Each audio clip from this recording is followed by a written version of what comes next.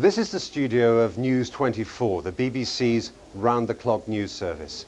24-hour news came of age in the 1990s, a time when there was a lot to report. The Cold War had ended. It was replaced by some nasty regional conflicts, the wars in Rwanda and the former Yugoslavia. And now we're dealing with something completely new, the war on terror. I had the privilege of seeing some of these historic events unfolding at first hand, like the first democratic elections in South Africa. The last few hundred steps of South Africa's long march to freedom were taken at shuffling pace. South Africans queued to vote in their first democratic election. I watched them suffocate the apartheid state with their ballot papers. Today, it's a new South Africa. It's the beginning of a new South Africa. We're going to have everything that we were deprived of. In Johannesburg, the worst thing about voting was the waiting. 5 hours in this queue. Some people have waited all their lives to put their cross. It doesn't matter how long it takes, they are going to make their mark. These elections are as important for Africa as the collapse of communism was for Europe. This country still has plenty of problems, but the difference now is that a democratically elected non-racial government will be dealing with them. We'd come to South Africa expecting a civil war. Nelson Mandela put on a festival of reconciliation instead. Down below, they waited and turned the lawns of the Union buildings into a people's park. It's a great day in our lives. It means freedom for us. Freedom at last. I, Nelson Rolihlahla Mandela, do hereby swear to be faithful to the Republic of South Africa. Will you please raise your right hand and say, "So help me God"? So help me God.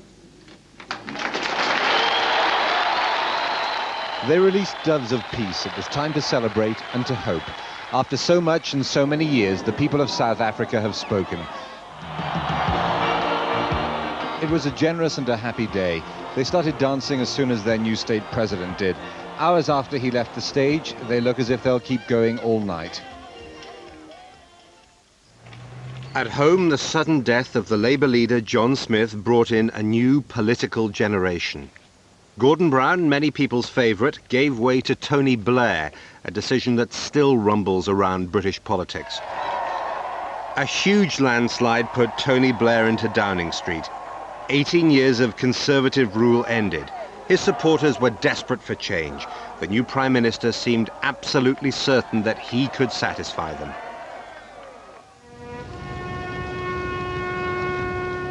Britain left Hong Kong. The last echo of empire seemed to be fading away. This was a moment he had long prepared for, and yet when the last post was sounded, Governor Chris Patten struggled to contain his feelings. The house and the city he must leave, but the flag that is his personal standard travels home with the last governor.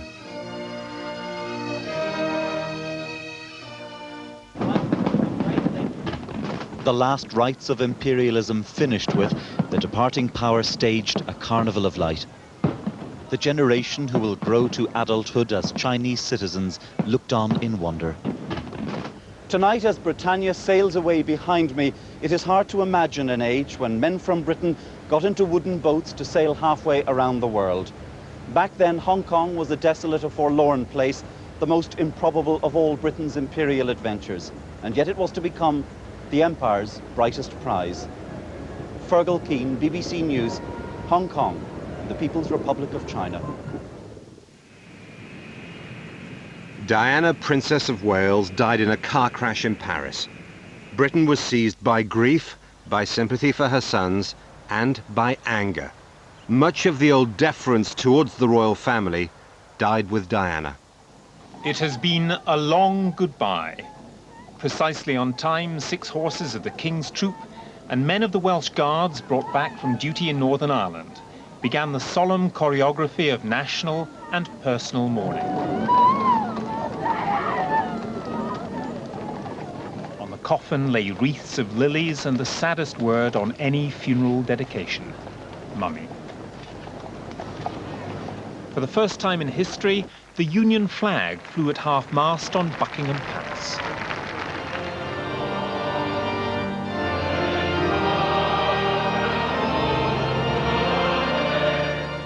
Diana, Princess of Wales, was carried for the last time through the streets, away perfumed by flowers, to the family estate in Northamptonshire, where this most public figure was laid to rest, out of the public eye.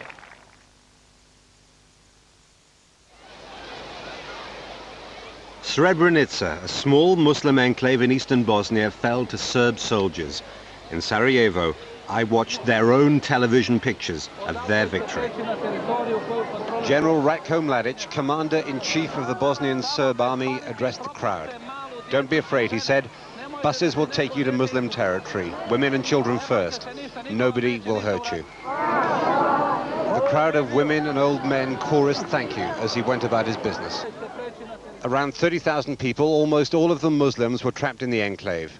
Tonight the pictures showed no Bosnian men of fighting age. The UN says all males over 16 are being interviewed as suspected war criminals. They weren't being interviewed. In clearings in the woods, 8,000 men were being shot by Bosnian Serb soldiers. It was the worst atrocity in Europe since the days of the Nazis. Later, investigators gathered evidence for the War Crimes Tribunal. For a while, it looked as if the 20th century's longest war was ending. The leaders of Israel and the Palestinians were rewarded with the Nobel Peace Prize. It was a little premature.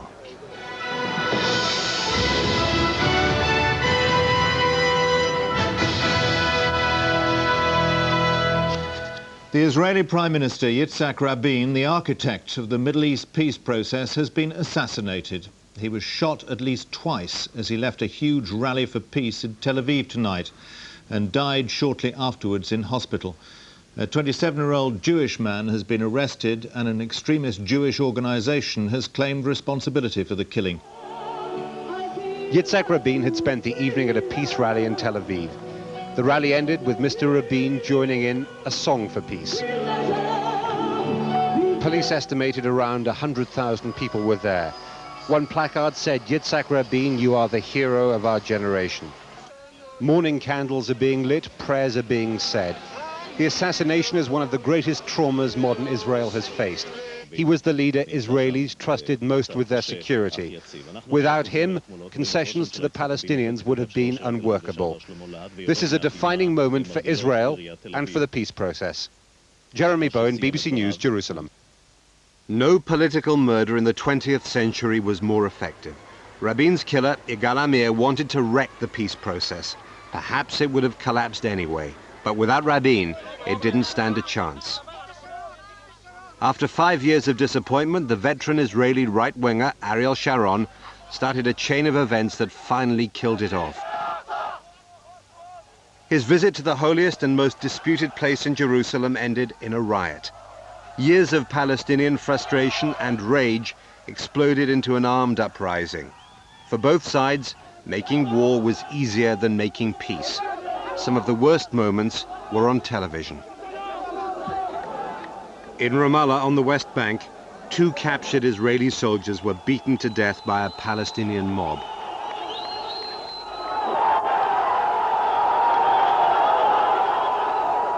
Israel's revenge came quickly.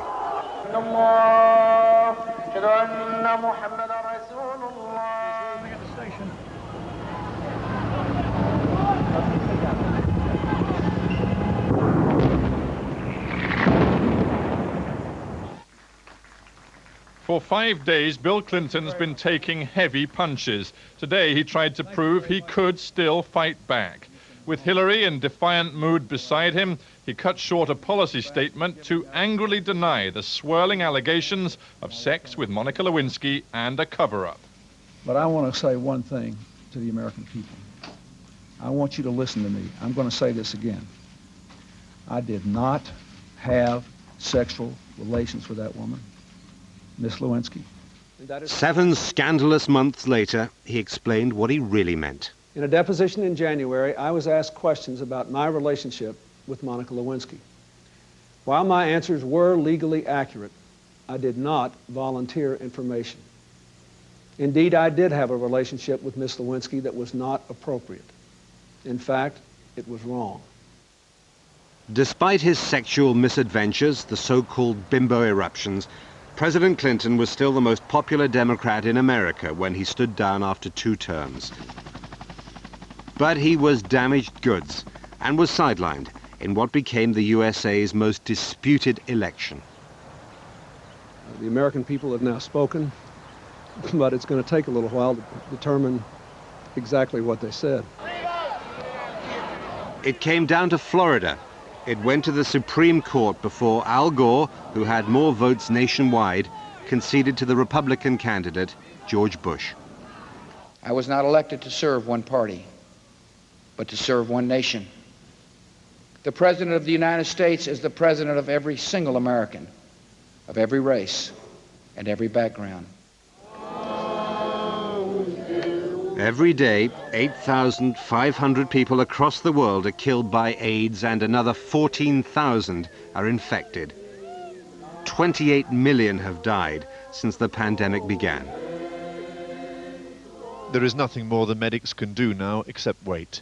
For the boy in the bed, life is finally slipping away. Nkosi Johnson was not expected to live to see his 3rd birthday. Now at the age of 12, his long fight is almost over.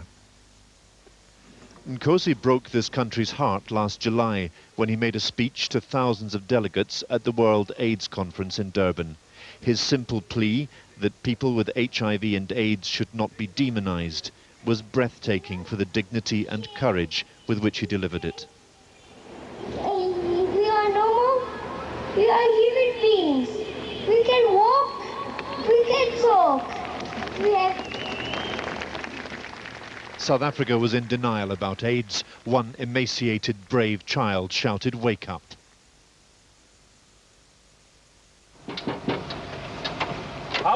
When Serb troops come knocking at your door, you may not want to answer if you're an Albanian, but then again, you may not have much choice. In former Yugoslavia, more ethnic cleansing. Serbs fought Kosovo Albanians who wanted independence. Albanian refugees awake to another morning in hell. After walking for 3 days solid, they had finally managed to make it to this border. America and its allies lost patience with the Serbian government and bombed Belgrade. Under fire, even opponents of President Slobodan Milosevic rallied around the flag. If you want to change president, no problem. I first will be with you. But you are not changing our president. You are changing. You are just changing the mind of people, and everyone now hates you. And everything comes from West Europe and America. If I may just add something else, because I was the one walking 88 days 2 winters ago. And we were all, and I'm still, against Milosevic and his policy. But within the circumstances, I am for Milosevic because you are bombing our nation. In the chaos after Serb soldiers were forced out of Kosovo, life came down to scavenging, mourning, burying, burning, and regretting. Down a leafy lane, where quiet people lived quiet lives, war has left waste, death, and hate.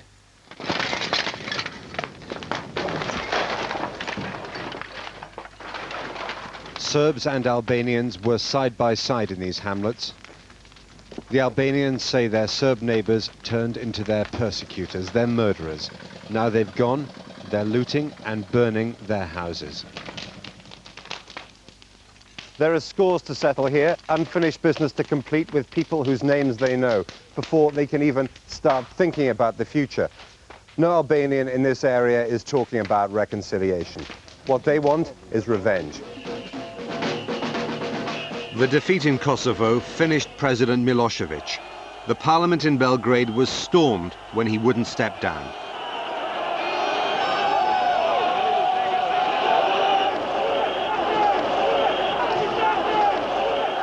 The new government packed him off to the War Crimes Tribunal in The Hague. The American embassies in Kenya and Tanzania were bombed. More than 250, mainly local people, were killed. the world started to notice Osama bin Laden and Al-Qaeda. Terrorists attacked the heart of America with catastrophic loss of life. Hijacked planes smash into and destroy New York's tallest buildings. Both towers of the World Trade Center collapse with thousands trapped. Another plane explodes on the Pentagon, mocking America's defensive might. In the streets, panic and the certainty that casualties are horrendous.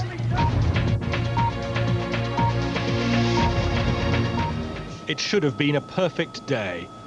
But just before 9 o'clock, the pure blue sky over Manhattan was filling with smoke. A hijacked American airliner had just smashed into the North Tower of the World Trade Center. No one quite knew what had happened. Surely this must have been a terrible accident. But what happened next showed these were no accidents. A second hijacked airliner, a Boeing 767 with 92 people on board, is flying straight for the other tower.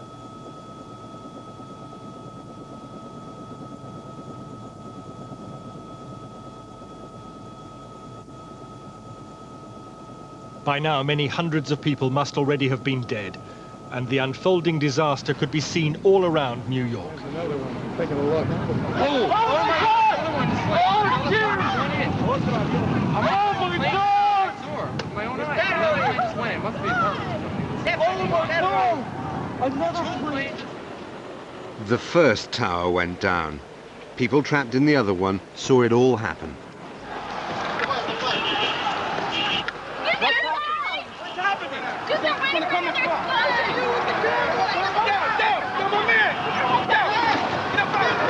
It's just got to be a terrorist attack. I can't tell you anything more than that. I saw the plane hit the building.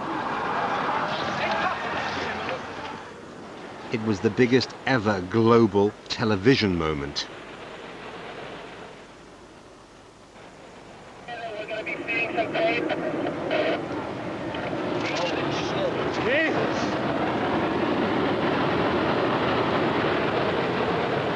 America's first target was Afghanistan.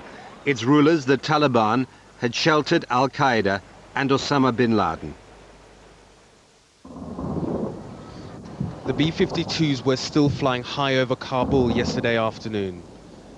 Nervously, this broken city and its people waited. That night, my colleague William Reeve was sending a report when this happened.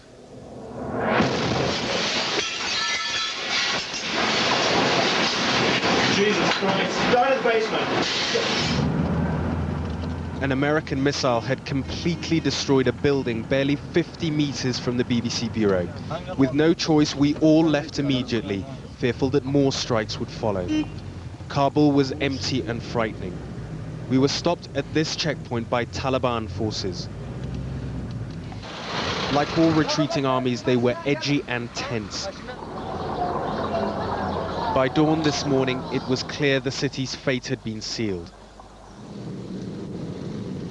As the Northern Alliance entered the city, the BBC team jumped ahead. This is it.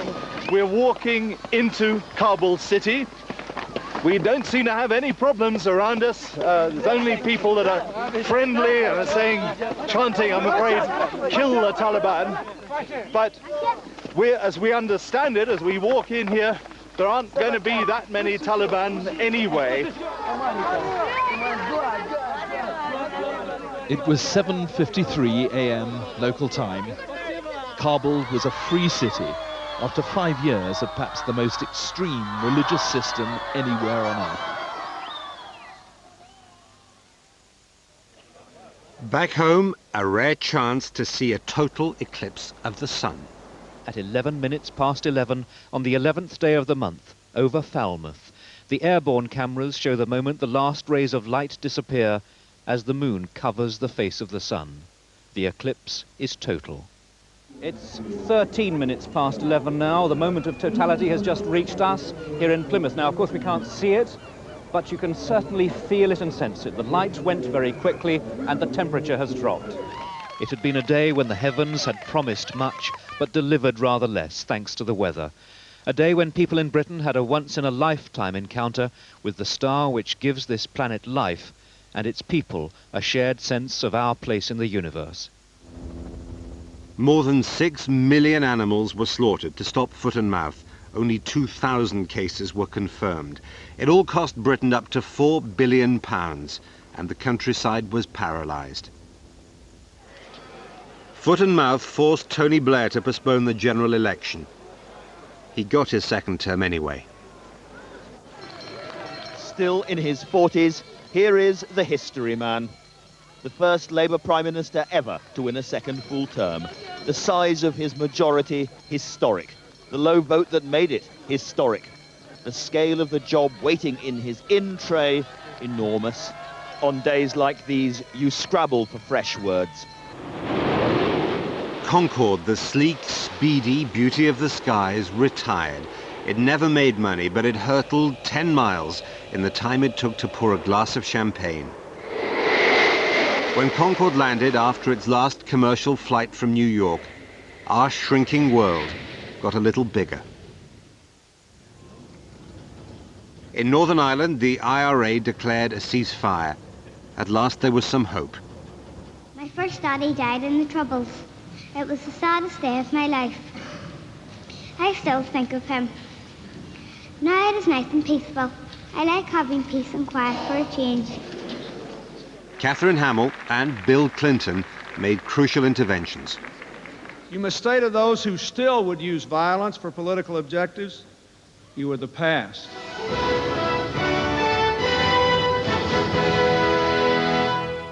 An historic agreement for peace in Northern Ireland has been reached within the past few minutes. We can see pictures now from Stormont, where the leaders of the 8 parties which have been involved in the talks, together with the Prime Ministers of the United Kingdom and the Republic of Ireland, are announcing details of an agreement which is intended to end nearly 30 years of conflict and which have cost more than 3,000 lives. It wasn't the end of the killing. 29 people died when a Republican splinter group bombed Omagh.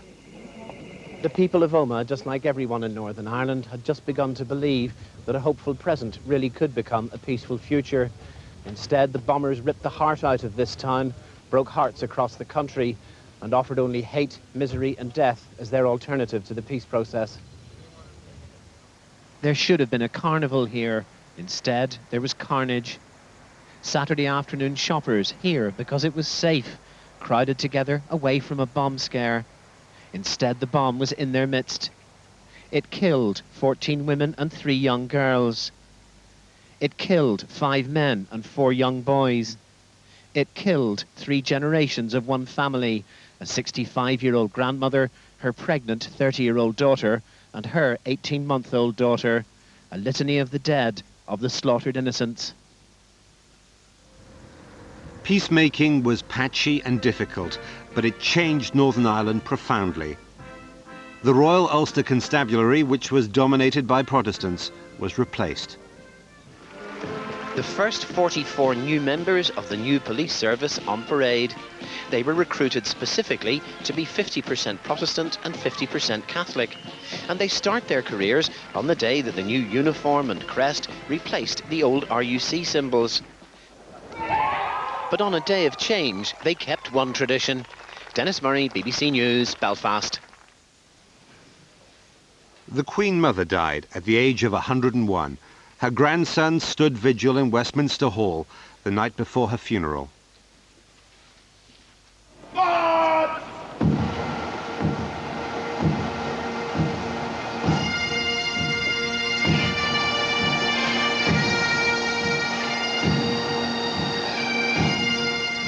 The massed pipes and drums of 13 regiments, a stirring echo of the Queen Mother's Scottish roots, led the way. It was a procession marked by the order and dignity that were at the core of her life.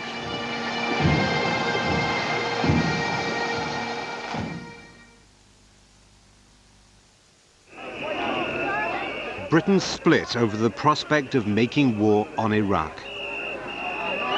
They came with a profound sense of purpose, convinced that they represent the true feelings of Britain and determined to send a message to Tony Blair, which he will ignore at his peril. Don't attack! Don't attack Iraq! Do you often come on anti-war? This is the first one I've ever been on. I just felt, about 5 or 6 weeks ago, I just felt as though all of a sudden we were on a roller coaster, and I didn't want to be on it. A war would create more anger and frustration between the Muslims and the West. But anti-war protests across the world failed.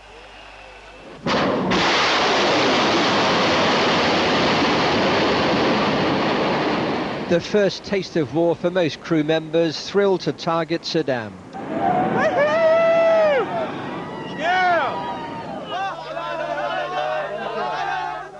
The war came to the Al-Sha'ab neighborhood today, and it left death and chaos in its wake.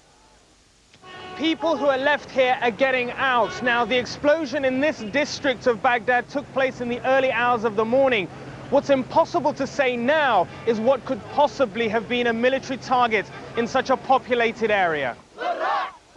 They chanted for Saddam Hussein, partly because he was still in power and the cameras were there, but also because of real anger about the deaths of civilians in what they saw as a Western crusade. In northern Iraq, a BBC team was in the wrong place when the Americans bombed their own side.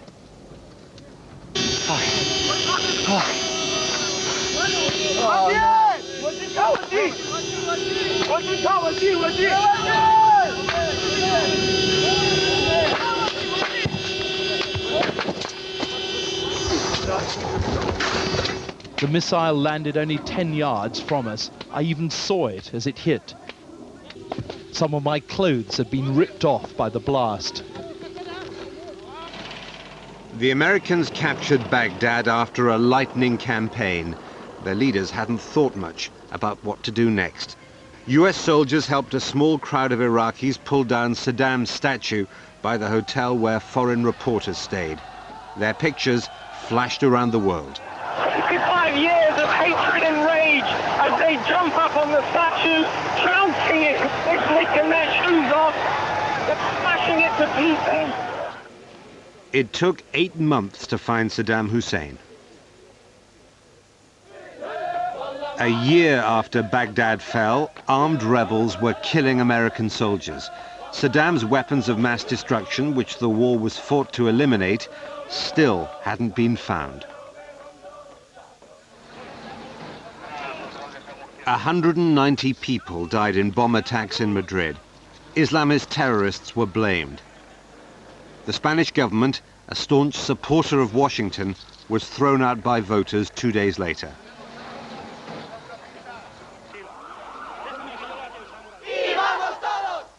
When millions of Spaniards demonstrated against terrorism, television pumped live pictures around the world. People might never be able to control the forces that shape their lives. But these days, at least they have a chance to see them and perhaps to understand them.